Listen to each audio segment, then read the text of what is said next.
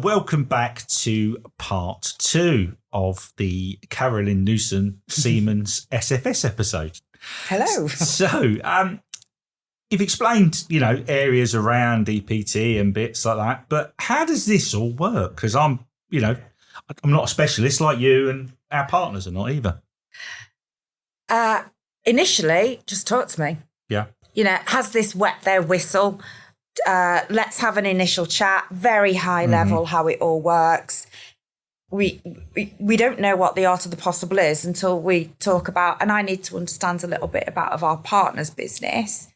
Yeah. There are some it won't work for. Yeah, I understand that. So we are, I'll just explain. So we are asset finance business. So we fund the asset. We can do like loans for obsolescence and retrofits and things like that. But I went to see a control panel, one of our partners. Yeah. So where you've got control panels, for example, going into something else, that becomes difficult for us to finance, for example. Anyway, back to how we get. So we, like they've been through the process with Digital Industries.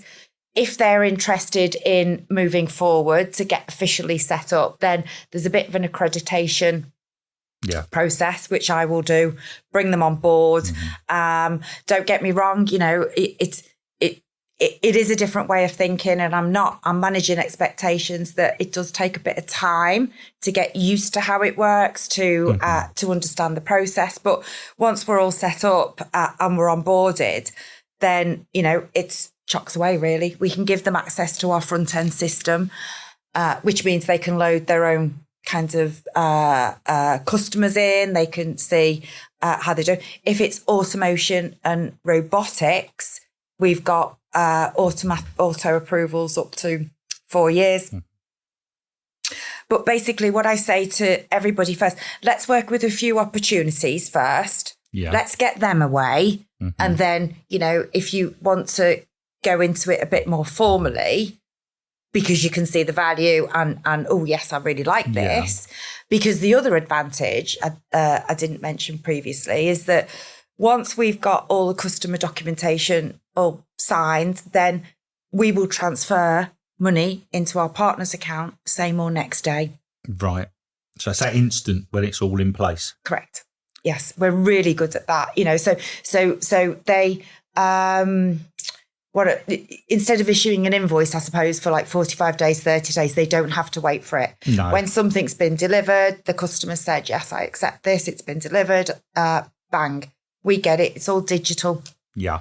All digital. So we will then pay. So basically, back to your question is just talk to me. Let's hear a bit about their business. Let me understand that. I'll go into, how it works. And what I will say, by the way, that because we're a very specialist business in certain sectors. Yeah. If I think that one of our partners is best placed because of the sectors that they work in, for example, working with one of my colleagues within SFS, we'll marry them up. Right. Okay. For example, if they're in the medical, we've got a really good, healthcare and medical specialist. Right. Put them in touch with them, and I say this a lot. Oh God, I'm so boring. That I'm a bit like a GP. So I'm your first port of call because I'm your account manager. Yeah. But then if there's a specialist in our business, let's get them involved with dealing with you as the right person to manage that relationship. Yeah, well, that's the first time I've ever heard it put that way, a GP with specialists. I say that a lot. God, I'm like a broken record sometimes. Normally it's conduct with an orchestra, which instrument you're on, but that's another story. But not only that, I suppose the point, there's about 250 people in our business. Right. In SFS in the UK. Yeah. It's not a little company, is it? It's not a little company. No. So it just makes sense to align the specialists. Okay. So the next question I've got for you really on this is, have you got any examples you can share how finance has helped one of our partners? So I can talk about what's on my desk at the moment, which the most current thing. There's a couple of things, actually. I'm really proud, and I won't say the name. We could share it if they want to share it. Yeah. But our latest partner they wanted to strategically grow their business. Yeah. So let's talk to SFS. How can SFS strategically help us go and do that? So it's taken a while with the conversations, but we finally officially formally onboarded one of our this partner in July. Right. And they have taken on board different ways of like the service modelling, so that they've tied up their solutions with a service offering for their customers. Right. Okay. Which we're going to collect for them. Now that we've given them access to the front end system, they have, from their perspective that we have supported them with, designed a whole new web page for their own website where their customers can go on. We've inbuilt a calculator, for example, so their customers can go in and just go, this is going to cost me £10,000. What's that going to cost me a month? They can work it out themselves. Mm-hmm. And, the call to action there is like, talk to us because I can afford this. So I'm really, really proud of what they've done and embraced. And then we've got one of our integrated partners came to us and said, can you support this customer? They've got a huge CNC machine, didn't want to replace it. It's built in the 1990s, millions to replace it. So we are supporting them with a full retrofit, which allows that machine by the time, and that's got a digital twin on it as well. So I can't wait to see what that looks like. So we've just paid out the first payment on that one, and we're about to pay out the first stage payment, because we can also make milestone payments for our partners, so that to support their cash flow. The second stage payment for a automation solution for one of their customers. So that's going today or tomorrow. So we've got more than one then. Sorry, did you ask for one? Oh, God. Look, in for a penny and for a pound. No, that's fine. No, it's good. It's always good to have substance to what we're saying. Well, it helps, doesn't it? Kind of like brings it to life a little bit in terms of visualising what, how we support our partners. Yeah. No, that's absolutely great. Now, you said a little bit earlier on, one of the main challenges you're seeing out there was obsolescence. Yeah. Yeah. Is there any other challenges that you're seeing out there, and how can SFS help with those? Our world has been fraught with challenges at the last, could take your pick, the last 2 years, and all of these. So the impact to our end customers, because that's what we're talking about here, isn't it? It's our end customers' challenges, because our partners are there to help our end customers' challenge. That was a long word to say the same thing. And so you can throw it all out there. We've got a wobbly economy. Yeah. We've had COVID. Yeah. Businesses took a very long time to recover from that. We had Brexit. Yeah. We've got a war in Ukraine, and all of the effects of that is that businesses or manufacturing businesses have been shy of investing. Yeah. And labour shortages. However, the need to automate, we've got 2030 net zero around the corner. Yeah. We need to support those businesses, make those investments. How do we do that? We just take away the capital expenditure constraints on their business by making all these possible. At some point, end customers will need to make that investment. And if we make it easier by wrapping up the investment through our partners, then it just all helps, doesn't it? And I want to say, by the way, that I'm not expecting our partners to become finance experts at all. We do work very much in the background, and here's the quote through the partners that puts that on their document or their paperwork. But the minute one of their end customers says, I'm interested in this, come and talk to me, we just connect the dots, and I will speak to them and I will sort it out. And then it becomes almost like a tripartite agreement. We work with the partner, what do they want? We work with the end customer, what do they want? And obviously what meets SFS needs. And we don't approve everything, by the way. It's Siemens money that we lend out. Yeah. We're very protective of Siemens money. Right. So we want to make sure we get it back. So, but we run around, I'm going to say about over 90% approval rate. Well, that's very impressive. Very impressive there. I know.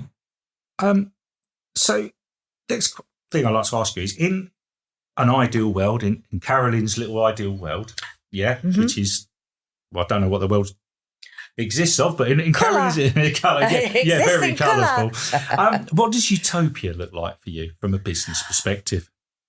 Oh, my goodness. So I said this to one of our partners last week. It would be my ultimate utopia desire that SFS, through our partners, every single one, SFS is there to support Siemens sales. Yeah.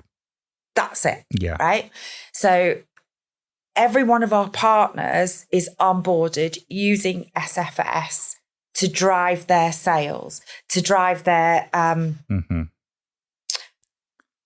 to add value to their customers. Yeah. Therefore, working back from that, massive increase in Siemens sales. So that really, and just adopting new ways of thinking about things, So yes, every single one of our partners is also a partner of SFS, offering value, offering funding solutions with theirs to their end customers, and everybody using it. Yeah. Because our customers are not, our competitors are not. Yeah, that's a fair point. Okay, that's a good sort of end goal we'd like to see and something to aim for, which is absolutely fantastic there. If you could say just one thing to our partner network, what would you like to say to them? Get in touch with me.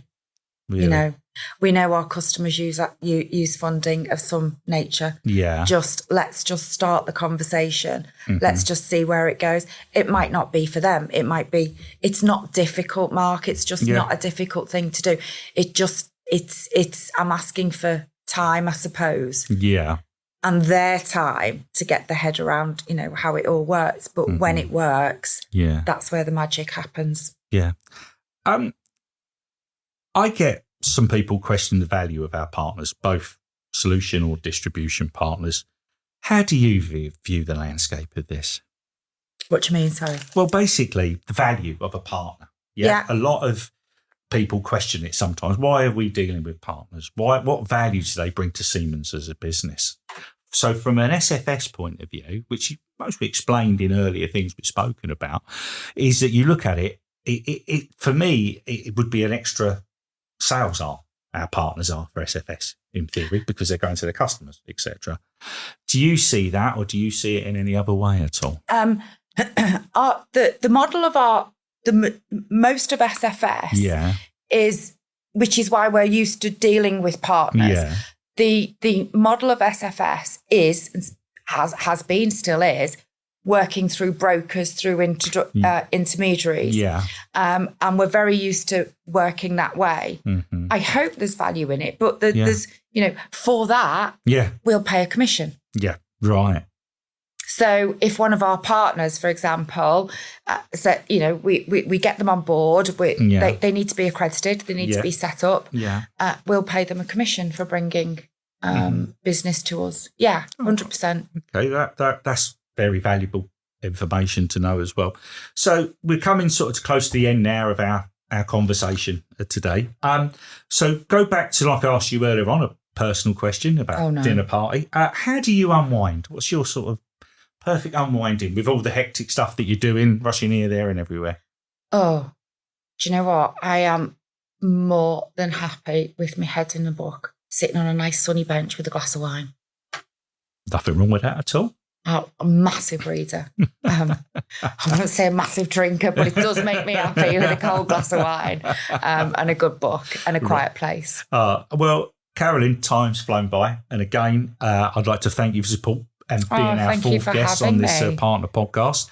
So I hope you enjoy listening to the fourth partner podcast and stay tuned for future episodes. We'd love it if you could like, share and promote this podcast. My name's Mark Guttridge. Goodbye and stay safe. Thank you.